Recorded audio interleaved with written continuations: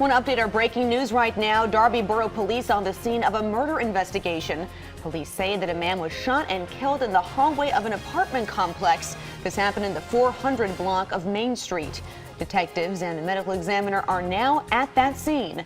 Police are investigating to see if a man seen running down Main Street could be connected to this crime. No word yet on a motive, but once again, a murder investigation underway right now in Darby Borough. Also breaking this morning, the search for two men in a violent home invasion and robbery in Bucks County. Eyewitness News reporter Jan Carabeo joins us now at New Britain Township Police Department with the latest information for us. Jan?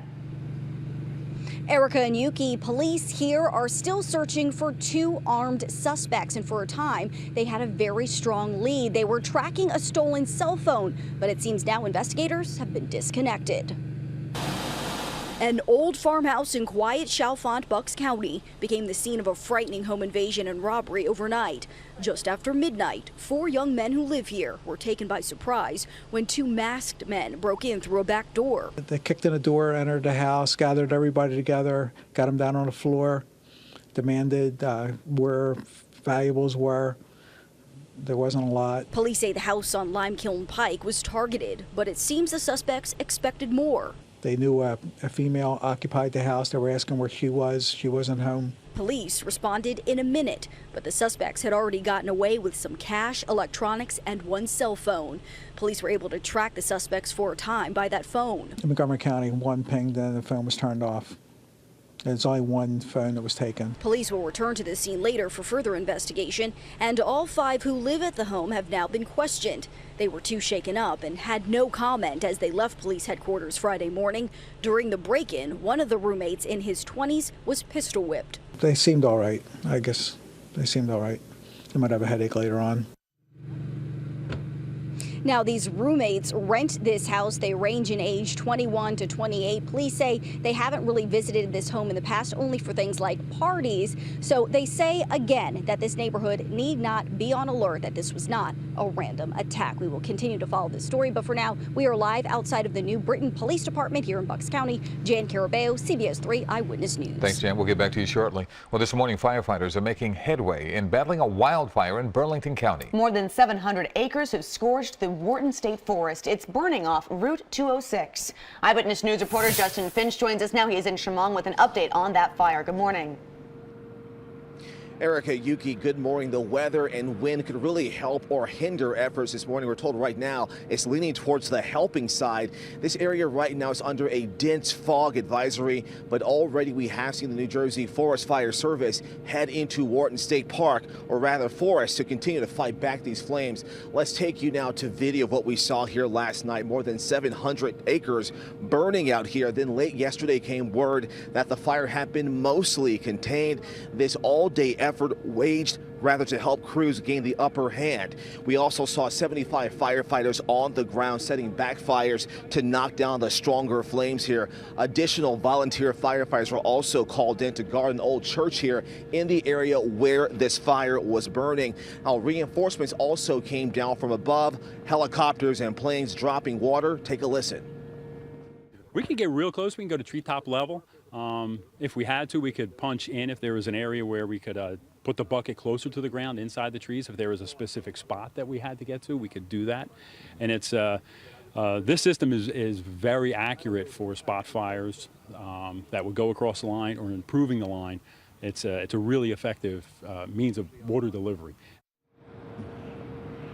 Now, with those air efforts, that's where the wind and fog really play a big factor. We were told the wind could easily knock those aircraft around, so they need stability in the skies to do their jobs there.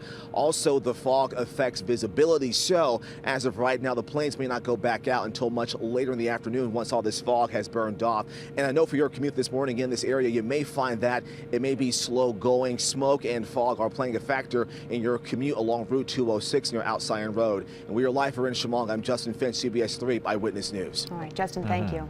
And like Justin said, the wind can really either help or hurt firefighters this morning. Let's get more on that now with Katie outside. Good morning. And it's a very light wind, guys, so that is where the fog is actually coming from. You know, Justin mentioned there's smoke out there in that fire site and even surrounding communities, but we've also got dense fog settling in across a good portion of our area. That doesn't include that fire site location at all. Delaware, the entire southern tier of New Jersey under a dense fog advisory this morning until at least 8 a.m. Some of these last until 9 a.m. depending on location, but the bottom line is essentially through your morning drive, you are going to be running into poor visibility south and east of Philadelphia. So depending where your travels take you, you have to watch for that. The wind says it all. You need light wind and certainly the moisture content in the air to get that fog to form in the first place. And we've got it perfectly out there. So the situation is ripe for that. 56 degrees, the current temperature in Atlantic City. We're in the mid 50s from Philly all the way up towards Mount Pocono. Storm scan, you know, there is fog out there. It's always tough to pick that up on satellite, but it's there. Otherwise, though, expect this fog to eventually get scoured out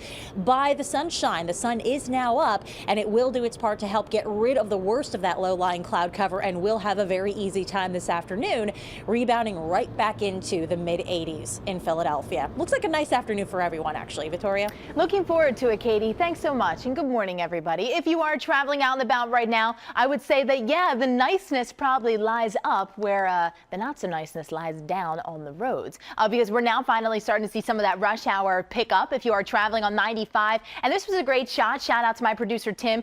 You can kind of see the sun rising in the back here. This is 95 right around Girard Avenue, but you definitely can see some rush hour building in the southbound direction. And really, the rush hour will only continue to get worse out of the northeast down through the Vine Street Expressway. So even though we're moving in pockets and it's just starting, it's still going to be slow.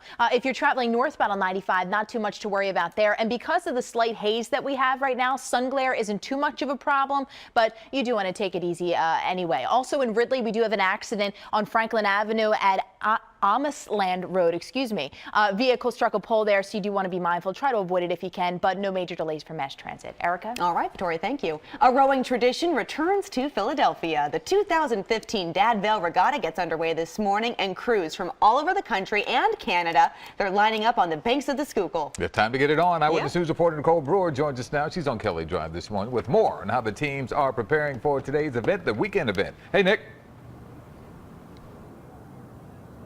Good morning, guys. Yeah, an exciting day along the Schuylkill River for sure.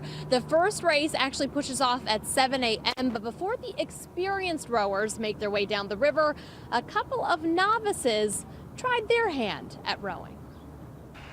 Temple's varsity women's 8 make it look easy, but competitive rowing is anything but. They've done studies on elite athletes, and they found that athletes with the highest VO2 max, which is the highest oxygen uptake that you could possibly have, are rowers, actually. From cardiovascular fitness to muscle tone and coordination, rowing these boats is harder than it looks. One of our favorite sayings is it never gets any easier, you just get faster. So naturally, CBS 3 brought out the big guns to preview the 2015 Dad Vail Regatta, the largest collegiate rowing competition in the country. Is the river this way? Or is it this way? I think it's this way. That's right. Erika and I tagged along with Temple's team as they took to the Schuylkill River, the site of this weekend's competition. We started on land with a few tips from Coach. Then it was time to fill these shoes and join the crew. For the big day. As we pushed obviously off, I doing thought of the much advice the than Erika and I managed. I do have to say, it's a lot harder than it looks, so let's just leave it at that. But Erika, we had a lot of fun out here, and we have to give a really big shout out to the Temple Women's Varsity 8 because they were so encouraging and helpful along the way. We'll send it back to you in the studio. If it weren't for Annie, who was behind me, I think I would have flipped the boat over. So a big thank you to Annie Buckley also. and Nicole, which way is that river? Which way is the river? Oh, yeah, Yes, which way, Nicole? I thank Annie as well. This way. Yes. Put Thanks, Nicole and me Nicole. together, you never know what will happen. I think we've got a delay going on. Yeah, but that's all right. Nicole, thank you. I was waiting for it. It was like, wait for it. It was worth waiting Wait for. for it. All right, thanks, Dave. We'll get back to you. Well, Tom Brady finally weighs in on Deflategate. That's coming up in sports. Also ahead, a 16-year-old fugitive who escaped while in handcuffs surrenders to police overnight. We're hearing from his brother, a disgraced traffic court judge who has made a few of his own headlines over the years. And we finally know how a SEPTA bus ended up on these train tracks. We'll show you the video that explains it all. We'll do it on the other side. Be right back.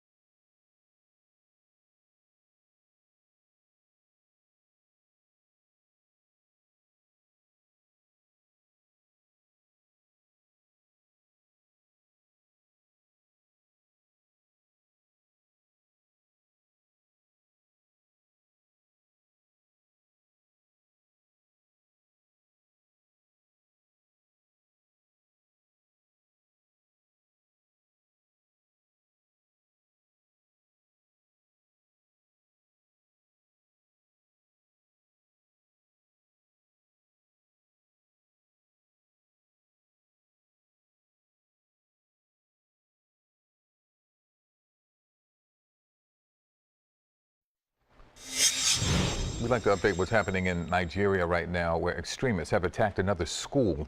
Terrorists believed to be with the Boko Haram set off a car bomb and started shooting in the school.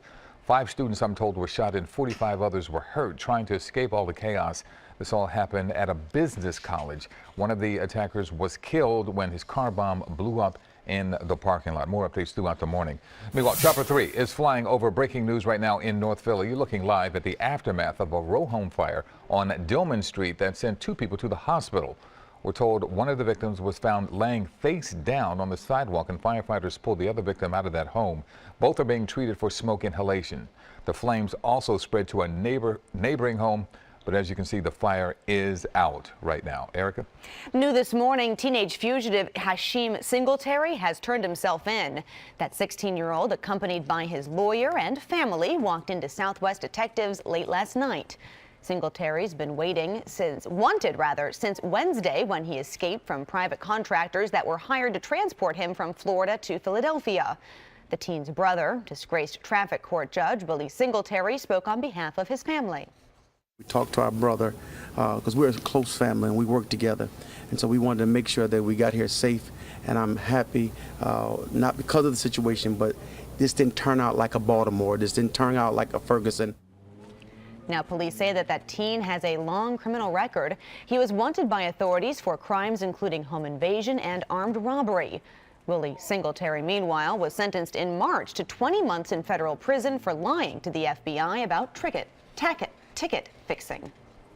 It's 6:13. Here's our traffic and weather together. Katie? And good morning, Yuki. Hi, everyone. I want to just zero in on what's going on the eastern half of the United States, which is a lot. So we got to show you a wider zoom because of that. We continue to see a renewed threat for severe weather again today and for the next few days across the Central Plains. This is a front that's eventually going to roll our way, but not until early next week. In the meantime, we have our first named system of the hurricane season on our hands. Ana formed yesterday. It is right now a subtropical storm.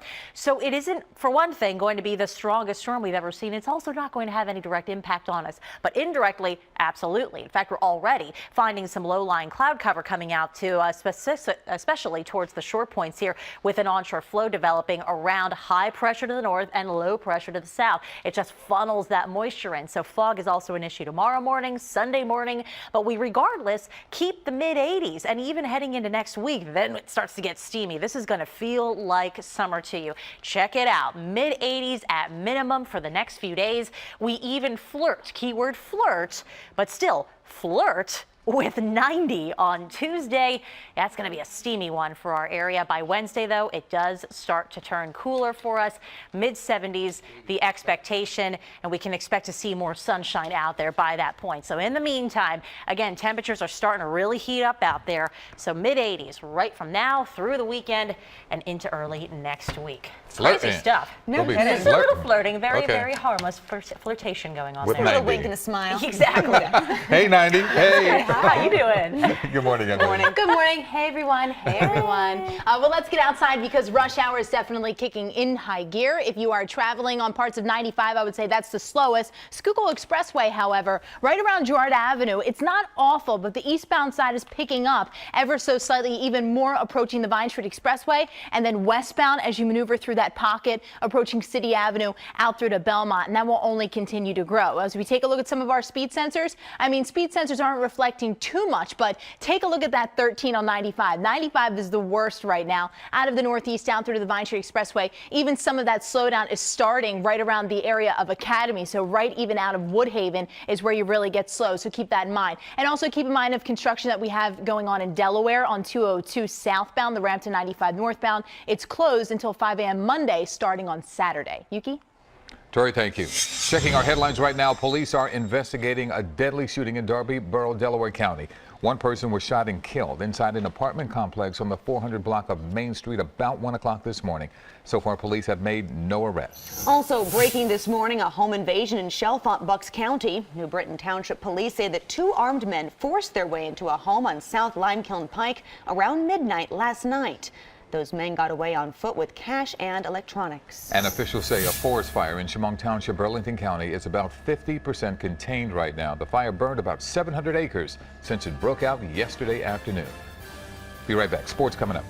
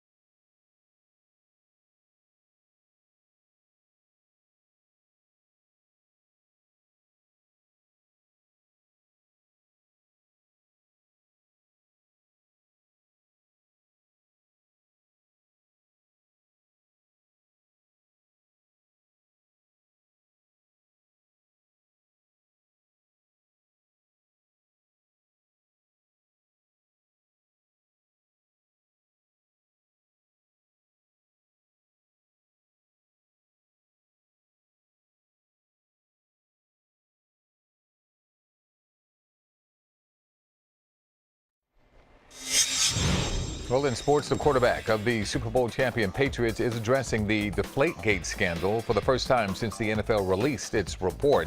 And Tom Brady says all the information is not in the new report. There's still a process that's going forth right now, and I'm involved in that process. So whenever it happens, and I'll certainly want to be very comfortable in how I feel about the statements that I make. Now, Brady's agent says the report is flawed, and there's been no comment from Patriots employees mentioned in the report, and the NFL has not announced its punishment for those men, Brady or the Patriots. Well, the Eagles and the first-round draft pick, Nelson Aguilar, have reached an agreement on a 4-year deal. Sources say it's worth about $9 million plus a signing bonus. The new wide receiver will take part in today's rookie minicamp over at NovaCare in South Philly, and that runs through the weekend. Welcome to town once again, young man. Well, the Phillies host the National League East leading New York Mets tonight at Citizens Bank Park. The Fightins will start Cole Hamels. The Mets will start Matt Harvey. Now, Harvey's coming back from Tommy John surgery, and he's 5-0 thus far on the young season. A-Rod, Alex Rodriguez, has surpassed another baseball milestone. Last night's long ball off the Orioles' Chris Tillman was his career home run number 661, putting A-Rod ahead of the Say Hey kid Willie Mays on the all-time list. A-Rod is now in the 4th spot all-time in Major League Baseball. 6:20 right now in Philadelphia, of course known as the city of brotherly love, but seems not everyone's feeling it. Coming up, why Philly just ranked as one of the unfriendliest cities in the U.S. Can't believe it. Also, scary moments aboard a Delta Airlines flight when smoke filled the cabin. You're going to hear from the CBS News producer who was on board and shot that video. That's next.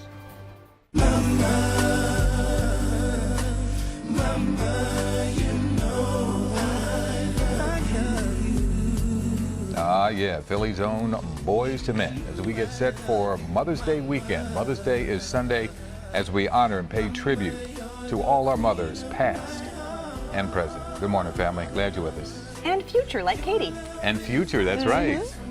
Go ahead, girl. We'll be right back. Good morning. Mama, just want you to know.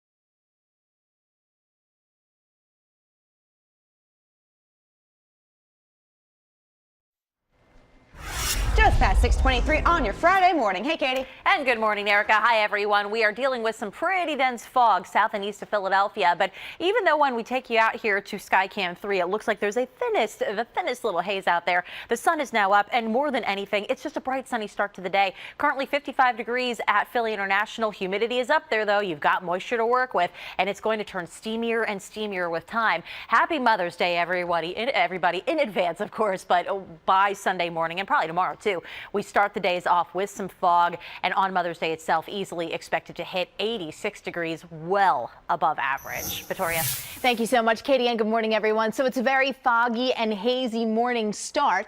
If you are traveling on the Roosevelt Boulevard, I know it's a little bit tough to see, so you do want to be mindful of low visibility as a result of the weather this morning. But if you are traveling on the boulevard southbound approaching the Schuylkill, we're definitely starting to build up some traffic. Same thing goes on the 42 freeway. Starting to get even slower approaching the area of 295 on the northbound side of the 42, also the northbound side of 55. And Katie was talking about Mother's Day. Yep, Mother's Day on Sunday. So is the Race for the Cure. So expect closures for Kelly Drive. Erica. All right, Victoria, thank you. Well, this is just some incredible video here capturing the moment a SEPTA driver slips out of her seat and then drives that Route 29 bus onto train tracks in South Philly.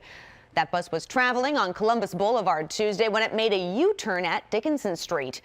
Then the driver fell. She lost control of the bus, which then crossed a median before getting on those train tracks, and it nearly hit that stopped freight train.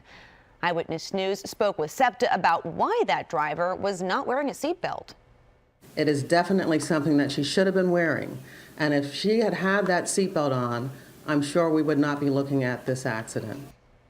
The driver and two passengers suffered minor injuries in that crash. SEPTA is not releasing the name of the worker involved. Just a scary few moments for passengers as smoke fills a Delta Airlines jet. This is video from Flight 2028 from Fort Lauderdale to LaGuardia yesterday. About an hour after taking off, smoke filled the cockpit and the cabin of the MD-88. Catherine Davis, a producer for CBS News 60 Minutes, shot this video. We could hear the beeping of the smoke alarm. And it was pretty quickly. The cabin was filling up with smoke pretty quickly. So yeah, it was a little nerve-wracking. They told all of us to put our heads down on in our laps, so because the air would be fresher. And the pilots made an emergency landing in Charleston, South Carolina. No one was hurt. Another of the 89 passengers on board tweeted this picture of the smoky cabin, calling the experience the scariest flight ever. And I can imagine. I mean, you're flying alone, all of a sudden smoke. Yes, indeed. But the pilots took control. They did what they had to do. They're trained. They know what the nearest airport. And there's only so much air. I mean, until you let down the oxygen. Exactly right. Masks. Exactly. Wow. Everybody's okay. Coming up in our next half hour of Eyewitness News this morning, some terrifying video of a teenage girl being attacked inside her own home. You'll see how she fought him off. Also, a battle for firefighters trying to gain control of this huge forest fire in South Jersey. That fire is so big that you can smell that smoke from as far away as northeast Philadelphia. We'll tell you how much is contained. Nicole. And Erica, the athletes make it look easy, but just what does it take to cruise down the Schuylkill River? Coming up next, Erica and I jump on board to find